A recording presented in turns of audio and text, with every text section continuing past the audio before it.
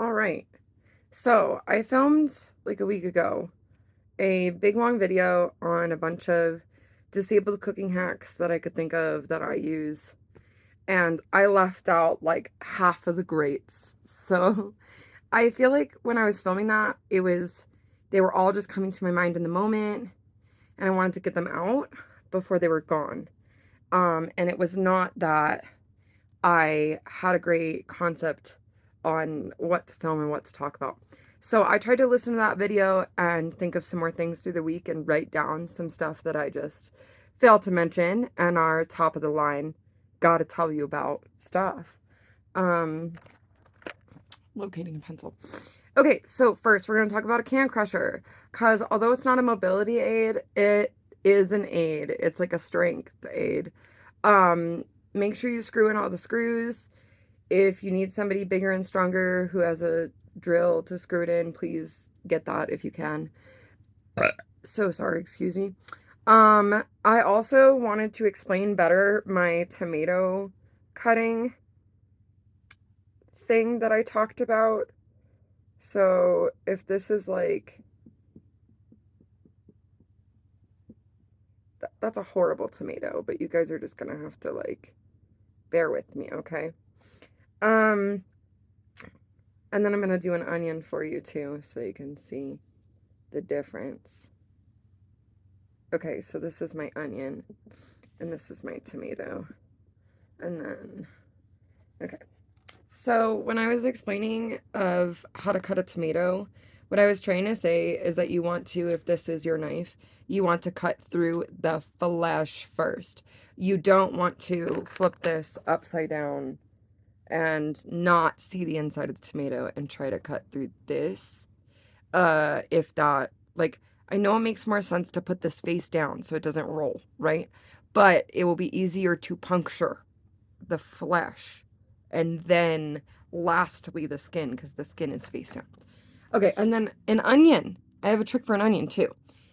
Cut your onion into circle slices that look like this. That's the first thing you want to do. So like have the butts of your onions here, like the little hairy parts with the tentacles on the ends, and then cut circle slices through like that. Sorry, I didn't mean to flip you off.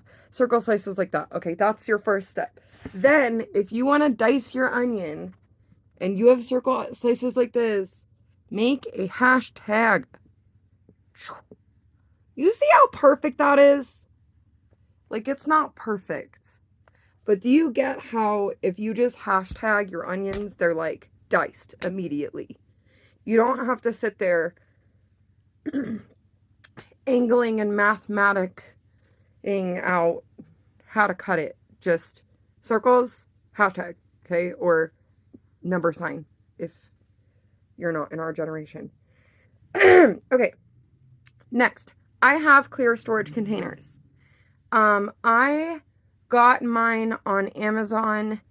I actually really like my brand, so maybe I will like link it or something. If you give me just 1 second, I can grab one. Let me just take you with me. So sorry. Okay, I got it. Okay, so ignore the label being wrong. But this is what they look like. And then I bought chalk stickers and chalk pens, or if you just have chalk, that works, to label the lid and the front.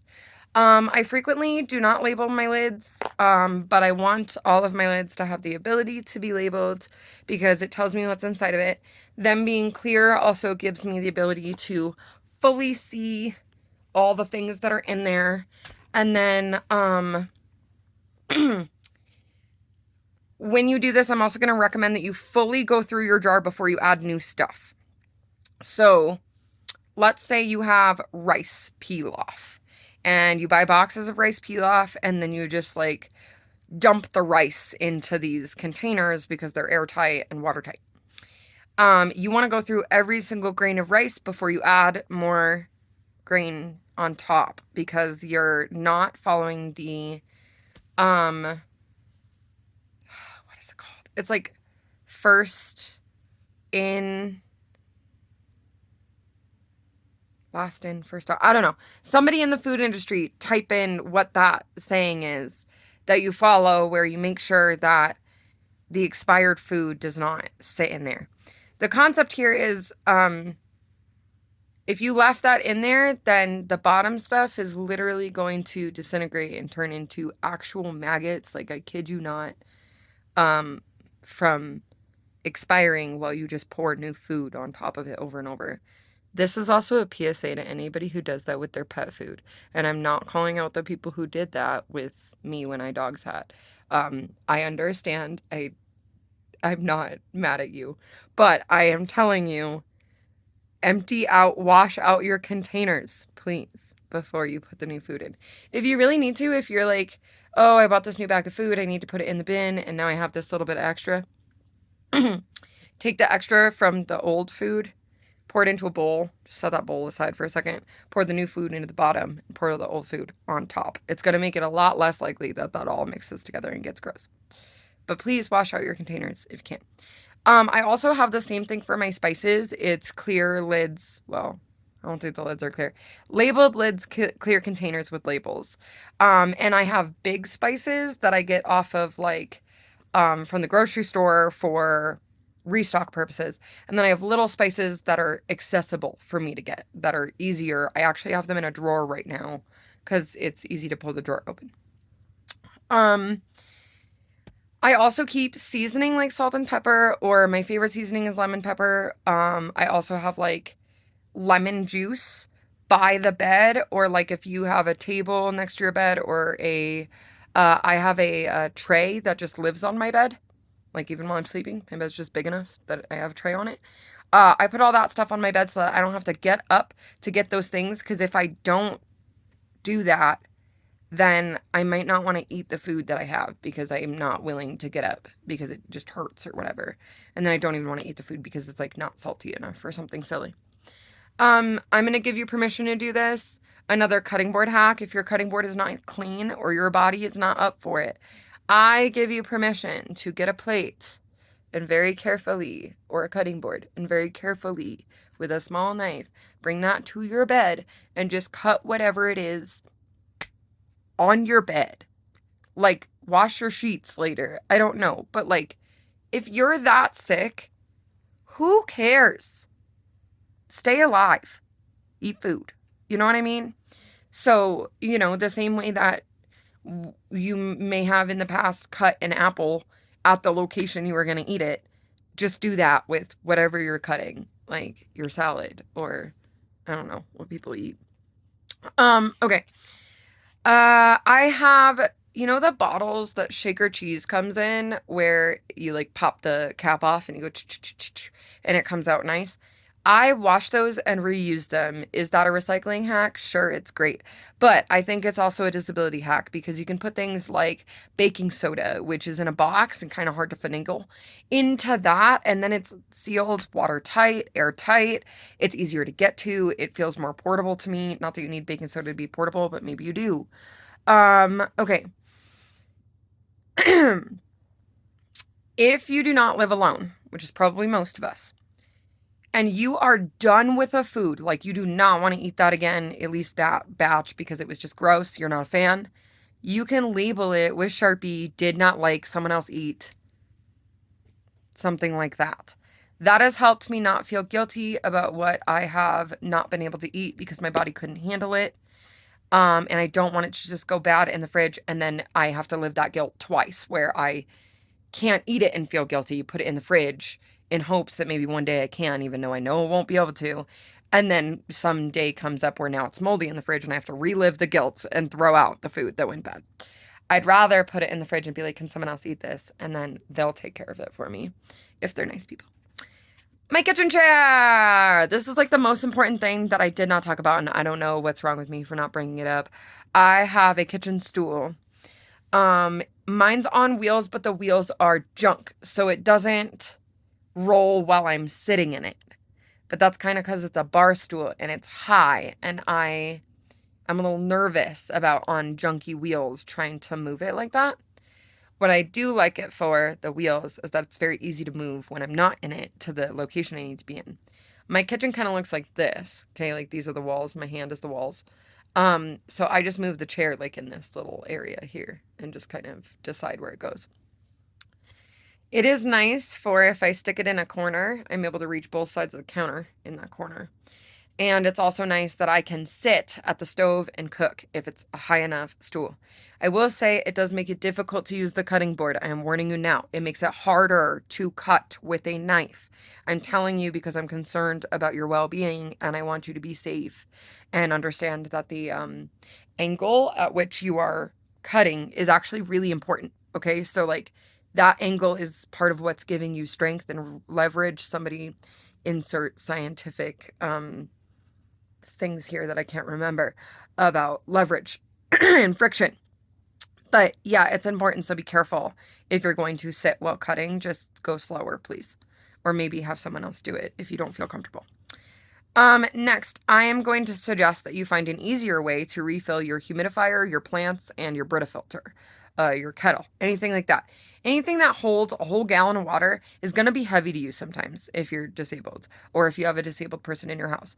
So what I'm going to need you to do is find something smaller like a cup or even one of the half-gallon juice containers and rinse it out really good, and that can be the vessels that you fill up and move with water. Or maybe you have the ability to purchase a watering can that's small, something like that. That's going to be really helpful to you and your house sitter.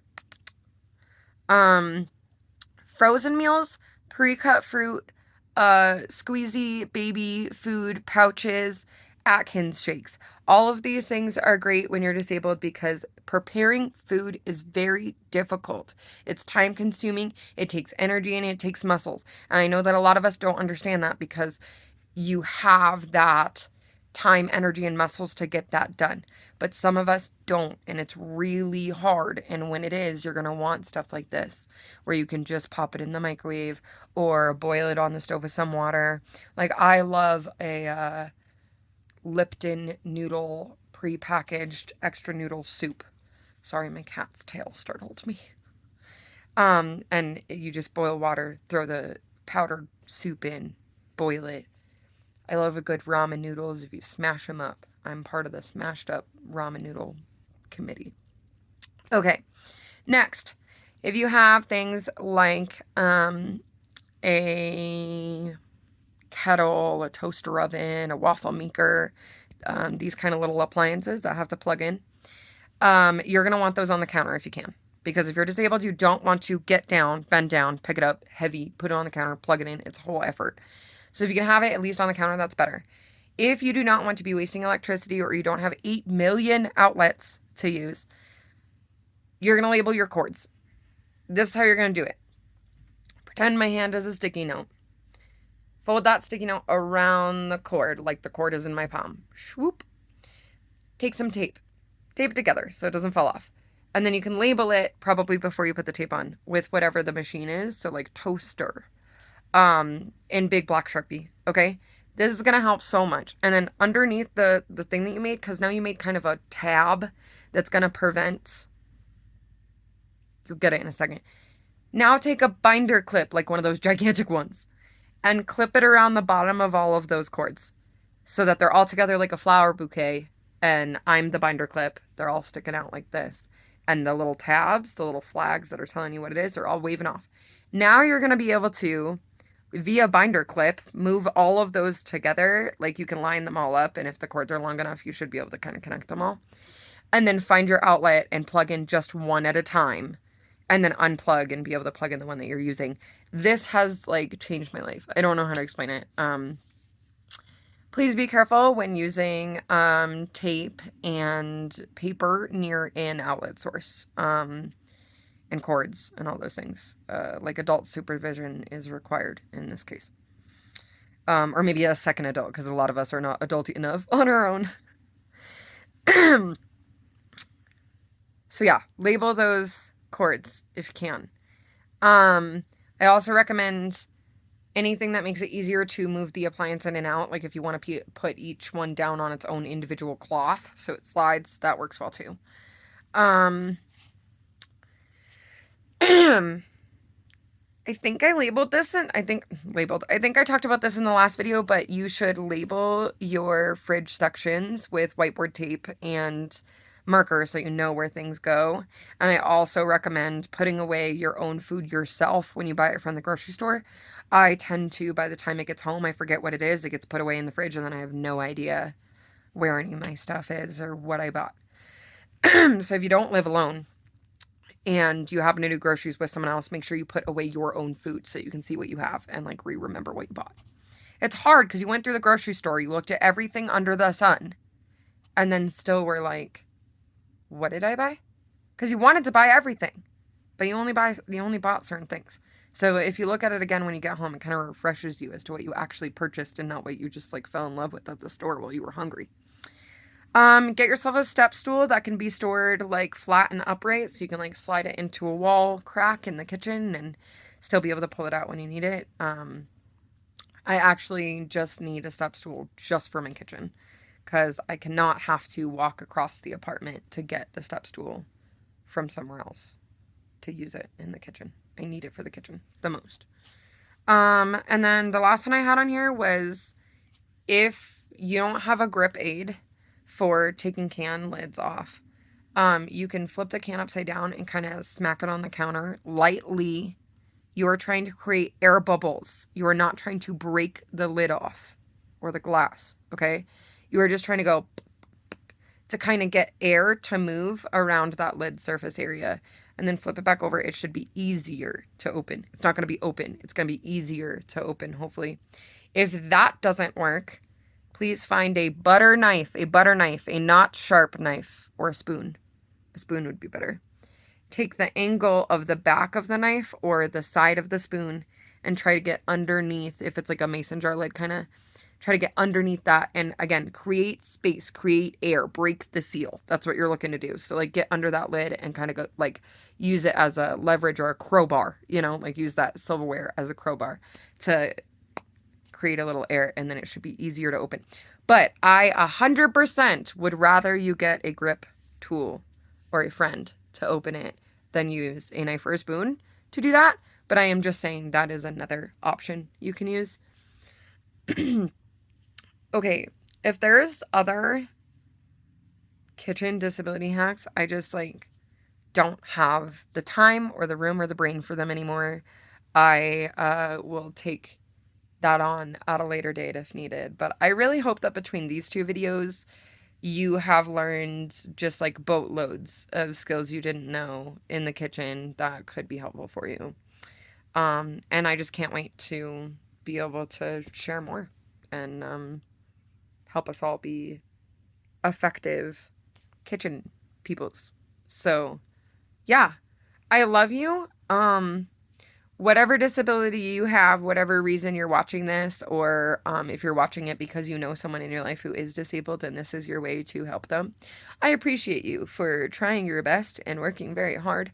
And you're not limited by it. The world is limiting you. There's a difference. You're not limited. They're limiting you. It's different.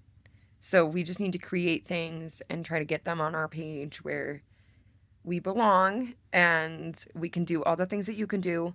Remember when we said that about girls? We still say that. But remember when you were little and that's what we said about girls? And we're like, no, little Susie, you could do anything that boys can do.